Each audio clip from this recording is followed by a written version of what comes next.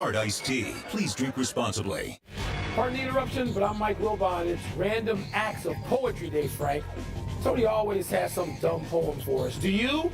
I got one. Roses are red, violets are blue. Tony's not here, so Frank's your new boo.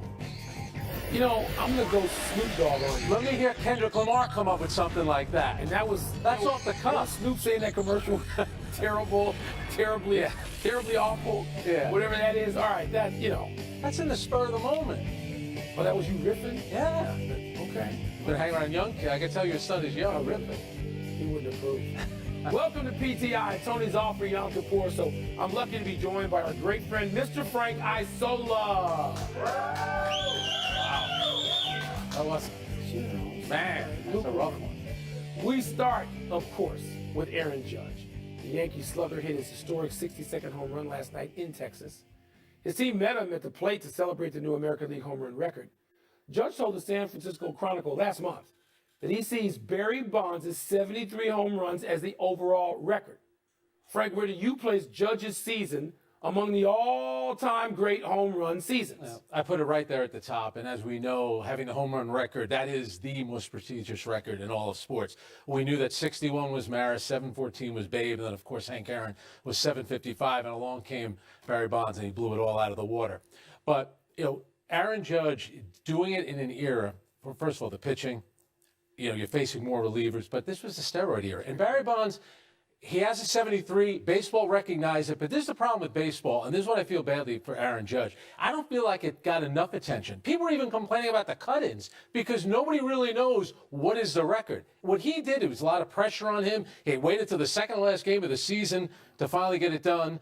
Gets number 62. I put it right there at the top. Baseball says it's Barry Bonds, but I'm allowed to say I think it's Aaron Judge. Frank, I'm mostly with you there. And I think the problem is, look, baseball doesn't monopolize the country and our attention like it did 30, 40, 50, 80, 100 years ago. It just doesn't. And baseball, they got Theo Epstein addressing the product part of that, trying to fix it. I don't know the other demographics that work against baseball, other dynamics. But I have a year and a home run situation that to me goes to the top, and it's not one guy. It's Sosa and McGuire. When they had that duel, what was that, the summer night? I was at some of that, both at Wrigley Field, and I was there in Busch Stadium, old Busch Stadium, for McGuire setting then the record. And that, I can't dismiss that as easily as I can other things. But it's tainted. Including their own, yes. But it was the nature of the back and forth duel and their joy at a time where baseball needed it, because baseball was still trying to recover from the debacle of 1994. Yeah. And those two guys going across the country all summer, hitting those home runs, and McGuire, who just wasn't a personality, still probably isn't. But you had Sosa, who was so joyous, and it was infectious, and McGuire caught it. And the two of them, that I sort of almost put outside of the Bonds, McGuire, Sosa numbers. I know you're right. Yes. But here's the thing. So baseball turns a blind eye to that. So here comes Barry Bonds, who's saying, I'm much better than these guys. Because we remember Barry Bonds when he played for the Pittsburgh Pirates. That was a 5-tool player. He was lean. He could run. He was great in the outfield. And he's thinking, these guys are getting all the attention. They're getting the records. They're getting all this money. I'm going to do this now. And then what happens in 01? So I think a lot of the fans think, well, what is the home run record? They do. And Aaron Judge has the American League record, and now it's the most ever in Yankee history, which I know not for you in Chicago. You think that's a big deal, but with Babe Ruth and with Roger Maris, that's a big deal to have the Yankee record. But I think what happened in 98 and what happened in 01, it impacted this season. Judge's run, I didn't feel like it had the same kind of feel that it did in 98, which was tainted. It didn't. Because it was tainted. Because it was tainted, but also, again, a lot of people just check in because it's on some alert they have. Yeah. They're not captured by and obsessed the way generations of us were with baseball, Frank. They're just not. And so I don't know that any record's going to mean the same thing that it meant even as recently ago as 25 years, late 90s, right? But I'm with you on that. Some days I feel like, okay, Barry Bonds did this. I got to live with it. There may be an asterisk, but even baseball's not sure what to do about it. And then Judge says, I don't care about the American League record.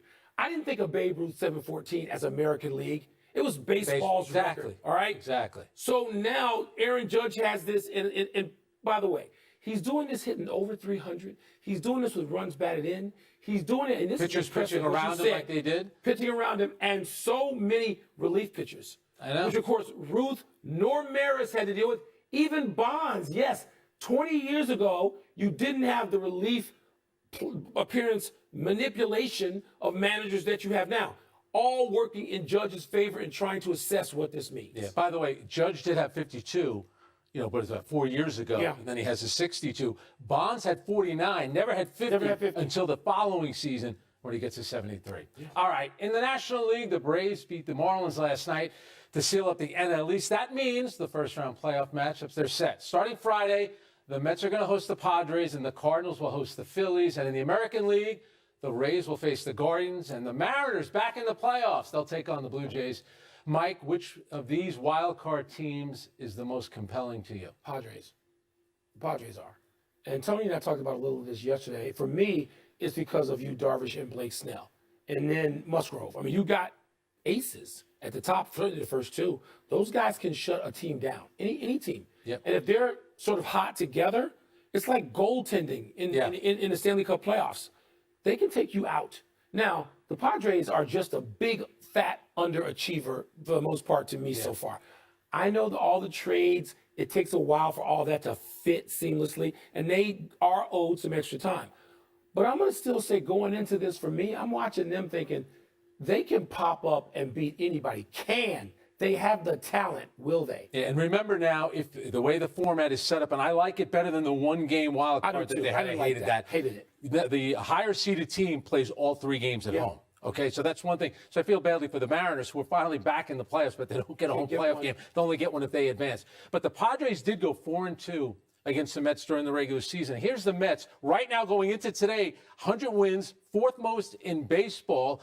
And guess what? Even if they beat the Padres, they have to face the Dodgers. So losing that 10.5 game lead in the NL East is an absolute killer. And you're right about Yu Darvish. He's likely going to start game 1. He'll be on 6 days rest. And in the month of September, he's 5-1. His ERA is under 2 runs a game. Yeah. So the pitching there is set up. Another name to remember, though, for the Padres.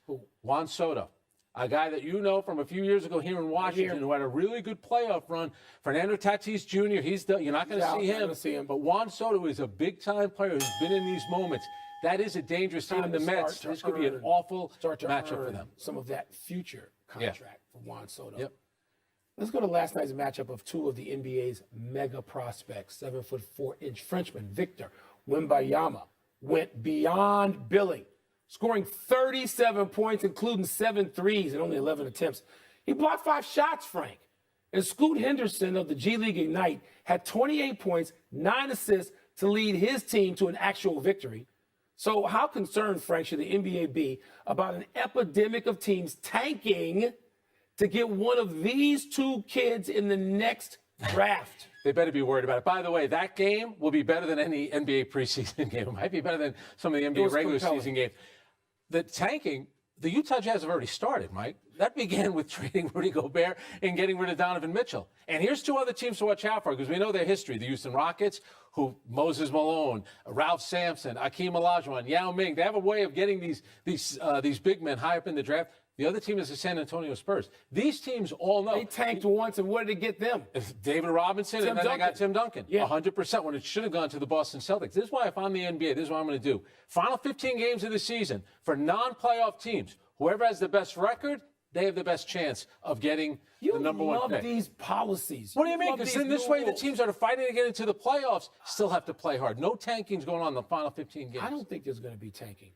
Except really is. A couple of teams, Frank, but the odds is not. It's 14%. Yeah. So there's a risk. Teams are trying to make the playoffs, which is why you see teams like Cleveland bubble up, like New Orleans bubble up. Those are teams. Look, yes, there's an Orlando out there. Houston seems ready to tank multiple years. I'm going to give you that. I'm not even arguing that against you. But what I'm saying is more of these teams want to get to the playoffs or at least to play in because there's value to that. There's value to getting the young players you already have, Detroit, into the playoffs. And I don't think Detroit will make it this year, but there's value in trying to do that because that's where you start. That's where your real evolution as a team begins, not the lottery. All right, explain to me then, why is Danny Ainge 2 years ago best record in the Western Conference? Yeah. He traded away those two players, DeJounte Murray, gone. The San Antonio Spurs, Danny Ainge, you have Oklahoma City with Sam Presti. They're thinking about that guy that played last night. Giannis Antetokounmpo. Did anybody know he was great in the tank for him? And people didn't think that's Kawhi Leonard. They didn't know? 100%. Okay, so but that doesn't mean they're not trying to get him, though. get him later. All right. Get him later. We'll see. Free agency. It all comes around. Good game. Time to dig into some NFL defenses with our great friend from NFL Primetime and Monday Night Countdown, Mr. Booger McFarland. Booger, we appreciate having you. Going to jump right in with Jalen Hurts and Nick Sirianni and the Eagles, who are getting most of the lion's share of the attention for the 4-0 start in Philadelphia. But when you see that team, what are you seeing? And I'm presuming you're starting with their defense, not the quarterback and the coach. Yeah, they play really good complementary football, Mike. I mean, before we get to the defense, the offensive line is the best offensive line in football. So, I mean, Jalen Hurts is getting so much time to throw, but their defense is really, really underrated. First of all, they got the best defensive line in football. They're leading the NFL in sacks. And it's led by a defensive front that they kind of put together a lot of guys when you look at Sweat and Fletcher Cox and some of the guys that they have inside. But it all starts on the outside with their two cornerbacks, Bradbury and Slay. Two of the better cornerbacks in the league, maybe the number one tandem. So when you put all that together, Mike, an offensive line that's really, really good, a defensive line, a secondary, there's no wonder they're 4-0. And right now, they're the best team in football. And, oh, by the way, Jalen Hurts is in the MVP conversation. Yes. So they're doing an outstanding job in Philly right now. All right, a little different story in Detroit, Booger. The Lions defense, they're on pace to give up the most points in NFL history. Their head coach, Dan Campbell, says one issue is that the defense lacks confidence. They probably lack a lot of tackling as well. You know, confidence, that's something you can fix with an attitude adjustment? Listen, attitude adjustment, confidence, you can't stop anybody. So how are you going to have confidence if you can't stop anybody? It's kind of like Shaquille O'Neal saying, hey, Shaq, do you have confidence you can make free throws? Well, guess what? If Shaq is shooting 50%, I wouldn't have any confidence either. So I get it. Right now, it looks bleak and grim, but I know the defensive coordinator there, and his name is Aaron Glenn. He's a good friend of mine. I do think that he's built the right way. I think he understands how that this is a marathon and not a sprint. And although they haven't gotten off to a good start, it's tedious repetition of the simplest movement week in and week out. Because guess what? It can't get any worse. They're the worst defense in football right now. Think about this, guys. They're giving up 7 points more than anybody else in football. So they got a lot of room to improve. And knowing Aaron Glenn, he'll get it fixed. It's just a matter of time. Yeah, big fan of Aaron Glenn, the former Jets cornerback. All right, the Steelers, they're going to start the rookie, Kenny Pickett, over Mitch Trubisky against the Bills. From a defensive perspective, would you rather face the rookie or the vet, a former teammate who presumably knows the defense? I'd rather face the guy that doesn't know what he doesn't know, and that's the rookie. And you know, regardless of what you think about Mitch Trubisky, he's a guy that's got, 25, 30 starts under his belt. So the pressure will not mount against him. He won't be as nervous as, say, a rookie will be. Kenny Pickett making his first start against that defense. And although it's a defense that's relatively simple, Frank, when you talk about the Buffalo Bills and Leslie Frazier and that defense led by Sean McDermott and that crew, it's complex because of how they play it and the ferociousness and the tenacity and the details that they play with. But yeah, I want a rookie because a rookie, I don't care how, where he was picked or how good he is. When you make your first start in the NFL, I promise you, somebody better have some toilet tissue on the sideline because there'll be a little something they need to wipe up in the back of his pants because that's just how it goes in this league. I promise you that. I love that. All right, before we let you go, see, if Tony was here, he wanted to ask you about quarterbacks. We're not doing that. I like having defensive talk go on. I want to wrap up with this, Booger. Yes. 49ers, Cowboys, or Bills, or you can have a write-in candidate. Who's got the best defense right now and why? Wow. I would say it's the 49ers, and I'm going to give you a lot of reasons, but it all starts up front. And I know that's a cliche. You hear it over and over. They're giving up the fewest points in the league. DeMeco Ryans, I think, is going to be a way too early right now head coaching candidate for next year. Their defensive line is absolutely dominant. They have 6 or 7 guys that they can go to. They got 2 really good linebackers, Fred Warner and Greenlaw at the second level. Their cornerbacks are playing outstanding. It's a total team effort, and I just love the way they play. See, defense is built about effort and detail. It's not as much about talent. Now, talent helps, but if you give me 11 guys that play with maximum effort, that are going to cover for their teammates, they're going to make sure that they do the little fundamental details right, I'll give you a defense that's going to be really, really good. And oh, by the way, when you add in talent, Nick Bosa is playing as good as anybody in football. That includes Aaron Donald or anyone.